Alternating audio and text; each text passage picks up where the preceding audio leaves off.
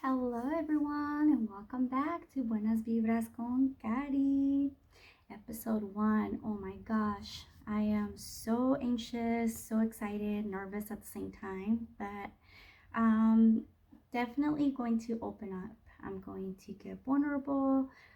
Maybe I might cry, maybe I don't know, a lot of emotions are going to happen, but the first series and first episodes are going to be called My Healing Journey. A lot of people that do follow me on social media, you guys always see that I put my healing, and I'm actually going to open up what I mean about when I say my healing. I definitely have a lot of topics I want to touch on. I want to make sure I don't miss anything because my purpose is to try and help someone out there that might be going through the same things I'm going through or something similar. So, without further ado, if you're in your car, make sure you drive safe. If you are at home, grab your cafecito, grab your tecito, or whatever it is that you feel like drinking. Hey, no one's judging. We're in Cali and it is 9:12 p.m. So, whatever it is that floats your boat right now, grab it, relax, and hopefully you enjoy. I wanted to start talking as I'm doing shadow work right now, and if you don't know what shadow work is going back to your past to work on your triggers, work on your traumas, work on things that you need to heal on before moving forward, right? So that's what I'm actually working on right now. So I was trying to gather all my thoughts. Did I want to start talking about my past and move on to now, or talk from now, my experiences right now, and go backwards? So I think the best thing to do is start with what I'm doing right now and move myself backwards with you guys, do the shadow work. So, what I mean by working on what has triggered us in our past. For example, if there's a situation, let's say you've gone through a breakup, you've gone through something traumatic in your life with your family members, or just a lot of it could be even friends, different examples. And let's say that you never got closure from that situation, whatever it may be, and you still think about it a lot, or you still keep thinking like, what could you have done different, or if you would have reacted different, or if you would have said a certain thing. Like, you keep bringing it up over and over and over, so you keep bringing that energy, and it becomes obsessive, and you become it could actually even become negative. So that is a form of trauma. So instead of going from a mood, let's say that you thinking about this thing, instead of becoming a mood, it could become an attitude, and in the long run it becomes a form of personality trait. So that's something that I actually have been seeing in me a lot, that I'm actually working on and learning to do the work and actually sit down and admit to myself, okay, what is it that I need to do? What is it that I need to change? What is it that triggers me? What is the trauma that I have, and why do I have it?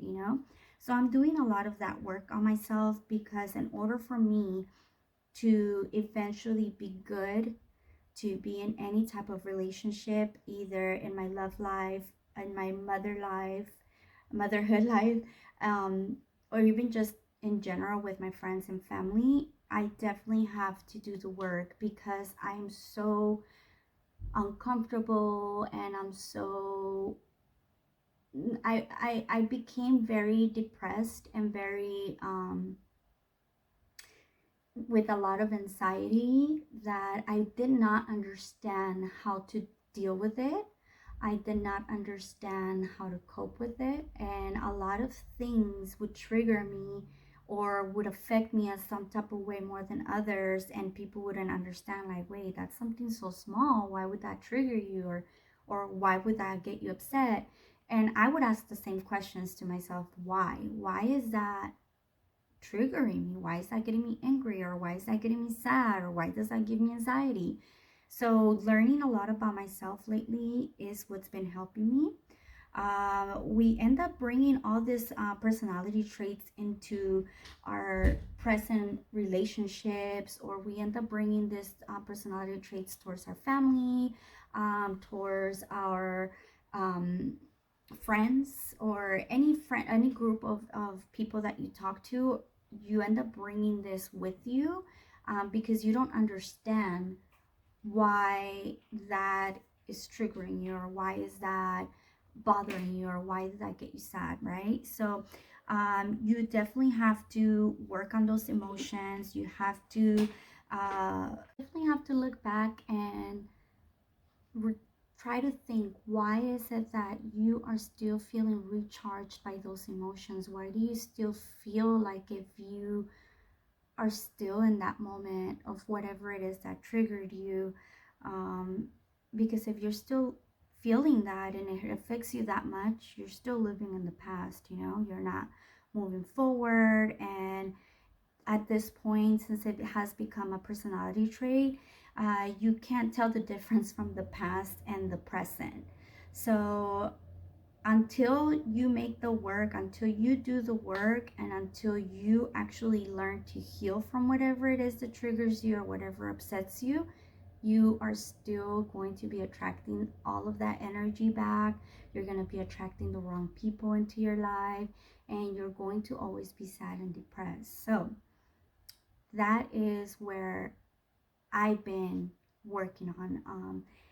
I have had a lot of issues in abandonment. I've had a lot of issues in the cheating world. I've had a lot of issues in just feeling left out, or feeling alone, and feeling depressed and anxious with um, a lot of different things, and I wouldn't understand why. Why was I feeling like that? Why am I getting angry at something so little? Or why am I this? Why am I that? So I started doing the work, and I started really questioning myself and learning to really understand everything. That's the number one thing you have to admit. You have to admit if you're wrong. You have to admit when you have issues, and you have to do the work so that you could be a good person to whoever comes into your life, right? Um, I have had a lot of trauma that I brought into my relationships. I brought a trauma from my younger self.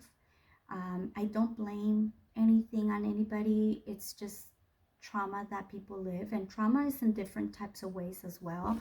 It doesn't have to necessarily mean like, oh, I got, abused, or I got this. It's just something that happened to you as a traumatic thing, as when you were a child, that is stood by your head, and now you bring that with you because you didn't heal from it, or vice versa. Now that you're older, you ended up going into a relationship without doing the work, and they created new trauma for you. So now you go into another relationship, and you keep bringing that over and over, that baggage over and over and over and over with you.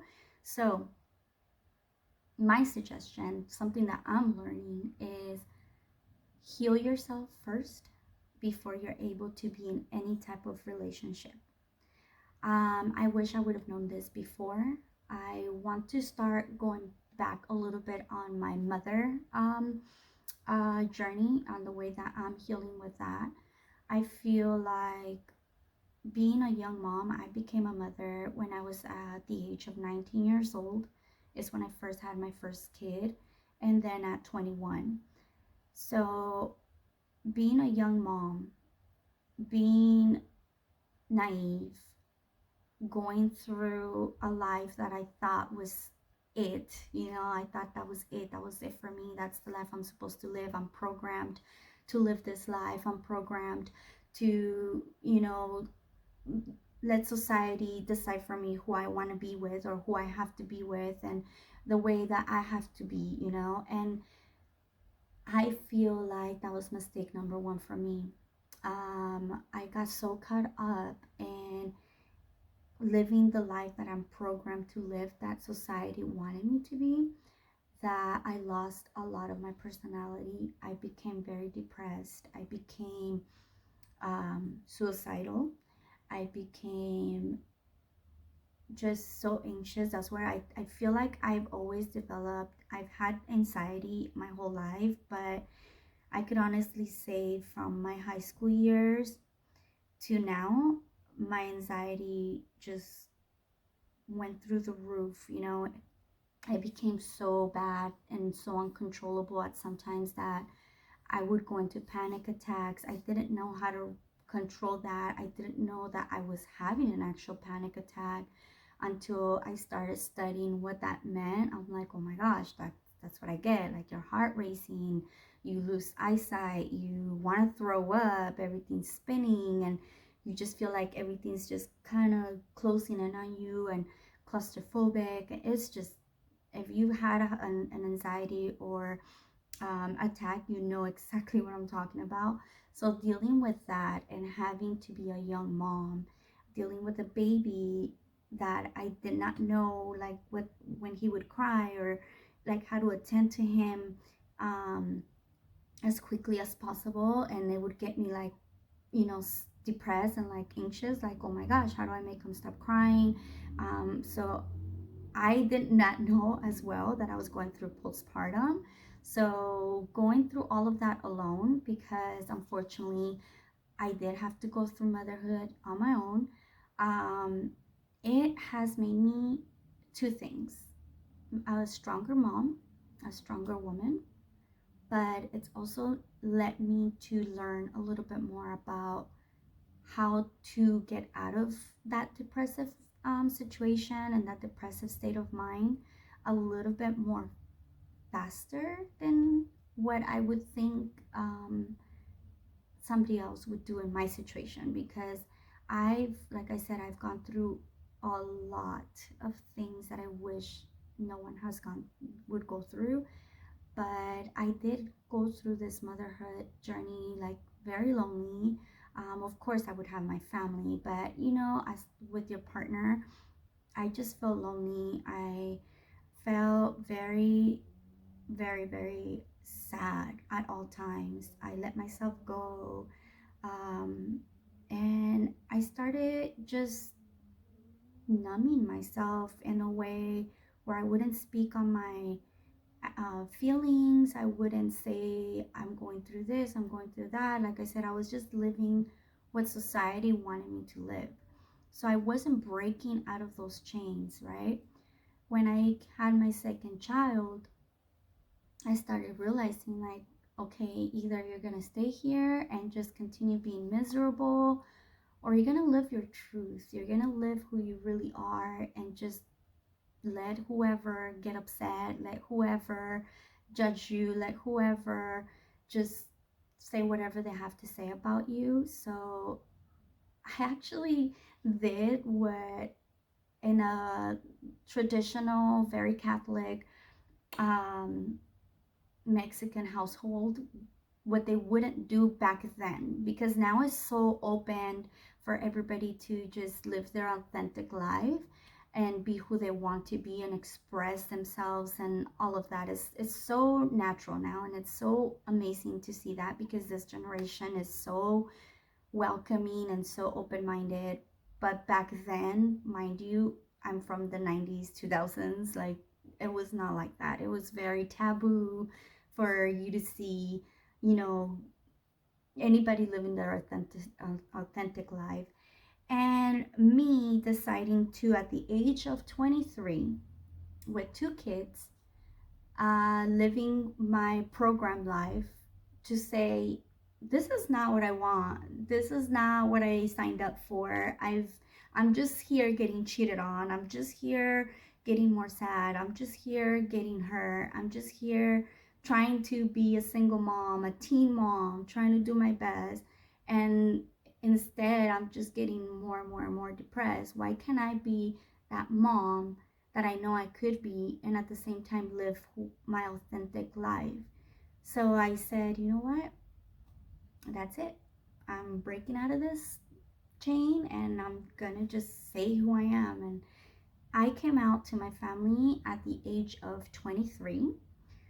That's at the age that I said, you know what, this person, hello, I'm here, I'm queer, and I'm fabulous. So I decided to come out at that age. And when I did that, it kind of, instead of feeling liberating, it actually felt scary. I was so scared. I was so, how can you say, I wasn't depressed, but I was just not happy still because I knew that I wasn't doing the work yet to understand what had happened to me, what had happened, what had happened in the past to me that led me to actually say, that's it, I don't want this no more. Like, this is who I am, you know? So instead of actually doing the work first and then coming out to my family, I feel like I did it backwards. Now, it's not a bad thing the way that I did it. I just feel like I didn't heal my trauma, right? So, mind you, I come out to my family at the age of 23. I live what I think is my authentic life. Just going with the flow, trying to be again a single mom. Now, not only making it more like back then, like I said, more difficult. Not only am I a single mom, but I'm also a lesbian, single lesbian mom. So it was just like, girl, it was hard. It was really hard. The journey got very, very lonely at the beginning because I lost a lot of good friends. Whoa, I didn't think I was gonna get emotional already, but yeah, okay. Like I said, I was gonna allow myself to be vulnerable. I lost a lot of good friends that I thought were gonna be there for me. But because there's so much miscommunication in the LGBTQ plus community, um, there's a lot of people that are not, how do I say this, educated enough to understand that just because you are a lesbian, that you're going to be attractive to just anybody, right? So I lost my friends that I thought were going to be there for me and be there with me through this journey that they had been through with me since we were in 8th grade, you know? And it just got very, very lonely. It got very lonely. It got more sad because, again, I come from a family that's very Catholic and very traditional. And that back then, it was very difficult for them, you know? And I definitely understand that it was difficult because it was something new to them. It was taboo for a Latina mom that had been married to come out at such age, you know?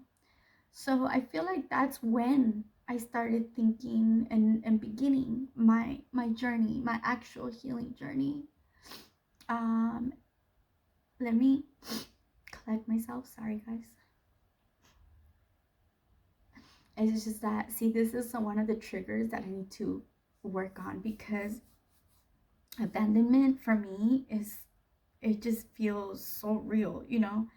Um, it happened to me a lot as a young girl. I will get into that story as well, but it happened to me a lot as a young girl. It happened to me as a teenager, and then it happened to me in when I came out. So it's always been like a thing to me of feeling by myself, you know?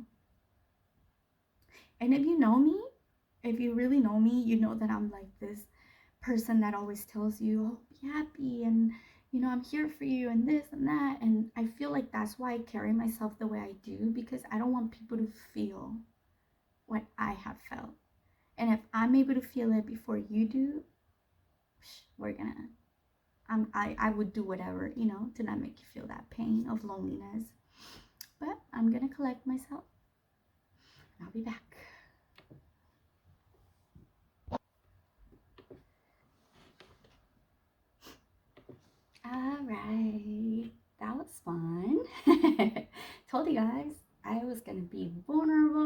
was just gonna go there. Okay, so how is it that I'm working on my triggers, right? A lot of my triggers, like I said, were developed when I was younger. So now that I got remarried, I'm bringing these triggers that I never healed from my past to this new relationship, right? So I feel, and I give advice to anybody listening to me that is not in a relationship right now, or that even is in a relationship. If you have any issues, any triggers, anything that you feel is a bad trait of on your end, heal it. Heal it before jumping into something serious. I wish I would have done this. Why? Because I feel that I'm bringing those traumas not only to my children, but to my new relationship. And it definitely has affected me in a lot of ways. Um, my abandonment issues has carried on to not only my children, but I've carried it on to thinking that the new person I'm with is gonna do the same thing. Um, Unfortunately, some things have had happen, like abandonment has happened, but I understand that everything that I'm going through in my life right now had to happen so that I could finally really, really heal myself, so that I could finally find who I really am, so that I could finally learn to love myself. Because all this time that I'm able to motivate people, that I'm able to motivate women, that I'm able to give you advice, I'm able to get you out of that funk. I wasn't doing that for myself. I'm always leaving me to the end. I'm always leaving my emotions to the end. I'm always trying not to feel that emotion of sadness or whatever it is that I'm going through. This few months, I've been going through a lot of depression, and it started since last year, um, where I started developing a lot of anxiety and a lot of depression. And due to some personal events that happened in my life,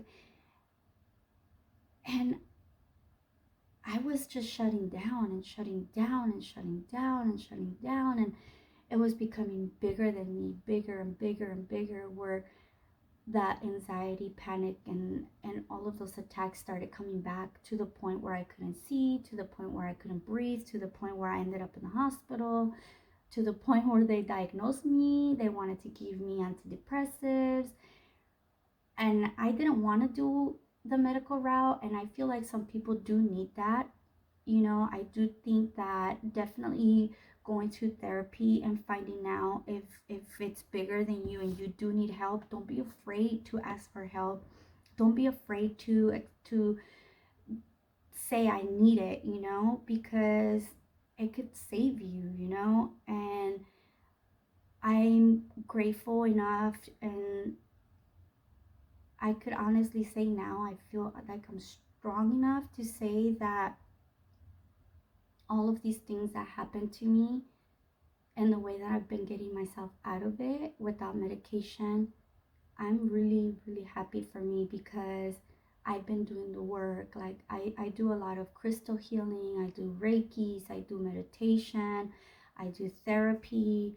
And it's okay to do therapy. It's not a bad thing. A lot of people also don't like to do therapy because they don't believe in it, but it's not a bad thing. I think it's a really good thing for you to really sit down and do the work. You gotta be responsible, and you gotta understand that if you're broken, why are you gonna bring your broken self into a new relationship or into somebody that you really love and break them as well, right? Now, and everything that has happened in my life, it hasn't been my fault, right? And that's another thing I had to understand. And that part of my healing, that I would blame myself. It's my fault. It's because I did it. It's because I'm this way. I have to take responsibility for my stuff. I gotta take responsibility for my actions. I'm gonna take responsibility for my triggers. I'm gonna take responsibility for what is my work, right? The work that I have to do. That doesn't mean because I'm gonna open up and be vulnerable and do the work to heal myself to be better, that whoever is next to you, or even if it's your kids or your dad or your mom or your brother, your sister, your best friend, whoever it is, that they don't have to do the work on themselves. So this is where responsibility comes in, where you have to take responsibility and say, I'm broken on this. How do I fix it? How do I do the work so that I could be better for XYZ, right? So on my end, journaling, doing the shadow work, and shadow work means going all the way back to your family. You gotta definitely see what has your mom and your dad gone through that they didn't break the chains from, that got carried on to you now, and now you are carrying it on to your kids. Now your kids are going to carry it on to their kids. So you got to break the chain, right? And that's what I'm trying to do. I'm trying to break the chain. I'm trying to heal. I'm trying to do the work. I'm being responsible for myself. I know I have abandonment trigger. I have the trigger of people cheating on me, and I have the trigger of blaming myself for things I didn't do, right? So, what I've been doing is learning to also feel the feeling.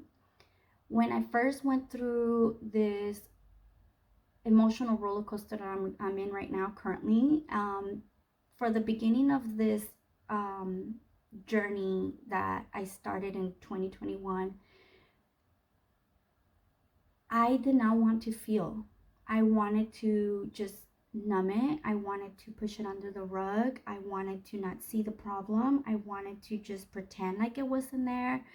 I would feel sad, and I was like, no, I can't feel sad. I don't want to cry. I'm strong. I'm this. People are looking up to me, blah, blah, blah.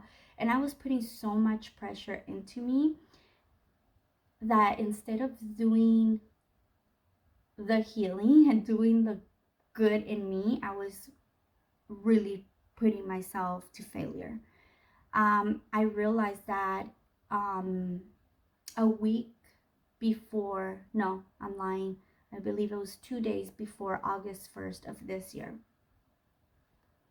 I was so depressed. I was just to the bottom of depression. I did not want to feel anymore. I did not want to learn what the universe was trying to teach me. I didn't want to feel nothing, the happiness, the motivation, the sadness. I just didn't want nothing anymore. And my suicidal thoughts from when I was younger came back.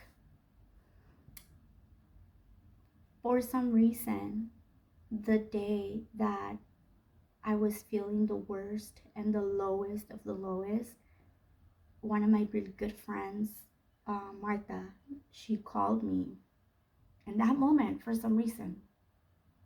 And she was like, hey, I forgot. She called me something about business, and I was just so emotional, and I was crying, and I was like, that's it. I don't want to feel no more. I'm done. I'm done with this. I'm done with this life. I'm done with everything. And in that same moment, my mom and my dad called me because they wanted to ask me something. And then I was just like, oh my gosh, I kept seeing a lot of my angel numbers, 1111, 222, 555, 999, 888. It was just like, whoa, overwhelming, right? So I pulled over and I said, why am I feeling this? Why am I feeling so like I can't breathe, like so overwhelmed? Like, what is happening? What is wrong with me? What is it? What is it that I'm supposed to just feel so I could just stop hurting? And it was simple. It was so simple. That question that I just said, that I just asked myself in that moment, it was exactly that. It was that I was supposed to let myself feel. Let myself feel the sadness. Let myself feel whatever was coming and rushing through me in that moment so that I could learn whatever it was trying to teach me and move forward. And that's something I have never, ever, ever, ever been able to do. Just to feel the emotion, but don't live in that emotion. Don't get so caught up in the emotion, and learn whatever it is it's trying to teach you and move forward so that you can start opening your chakras again, so that you can start feeling that relief, and you can start learning, and you can start actually learning to love yourself over again. And that right there, guys, is number one. The number one thing I could teach you guys is, and share with you guys, that has helped me. Learn to feel the feeling, but don't stay there. Don't stay there. Don't stay sad. Don't stay depressed. Don't stay with whatever that negative energy. Don't stay with it. What is it trying to teach you? What are you supposed to learn from it? And once you do that, let it go. Let it go and move forward. And that has been what's been helping me, because I wasn't doing that before. I was just going down that rabbit hole, like darkness, darkness, darkness. And that's just not the way to live. It's not healthy. It was just not good for me. So I always tell people, okay, when they tell me I'm going through this, I'm sad, okay, what is it trying to teach you? What are you learning from it? Ask yourself that question. Let's say, for example, I'm just going to give you guys a quick example. Let's say today I woke up, and actually, yes, today I woke up sad, and I didn't know why. I didn't understand why. I was thinking and thinking, why am I sad? I mean, there's nothing to be sad about. I had a good weekend. I woke up, thank the Lord. Why am I sad? Why am I sad? And instead of just ignoring the feeling and even getting more sad through the day, I stopped and I asked. I let it feel. I let those emotions feel. I journaled the emotions. Because I also keep a journal. I journaled the emotions. I wrote it down. Why am I feeling sad? I didn't have a reason, and then I wrote, why am I feeling happy? So I wrote all the reasons of why I was feeling happy. And then come to realize it was just, I was feeling energy from other people. So it wasn't, so that's what I'm saying. You gotta learn to feel the emotion, but don't stay there. That's the number one thing that I've been learning. Journaling, a lot of journaling, a lot of taking responsibility when you're wrong, and learning what the trauma is, right? So I am going to get into more depth on how to focus on the trauma of abandonment, for anybody that has that on them. It could be trauma that you've been carrying from when you were little and you brought it now into a relationship. So definitely going to talk on that next episode. So today, again, feel the feeling, but don't live and don't stay in that feeling. Do the journal. Journal everything, the good, the bad, the ugly, the beautiful. Journal it all. Start asking yourself, what traumas do you bring to this relationship? Are you arguing with your father, your mother, your sister, your brother, your best friend, your girlfriend, your wife, your husband, whatever, whoever it is? Why is that not working out? And take responsibility for yourself, and let them take the responsibility for themselves. Okay, before I finish this episode, I do want to remind you that one day you will be healing, one day you will be breaking apart, but both days you're never giving up on yourself. Take what resonates with you guys, and what it doesn't resonate, just let it go. And thank you for listening to Buenas Vibras con Cari. See you on episode 2. We will be talking about trauma. Thank you. Talk to you guys soon.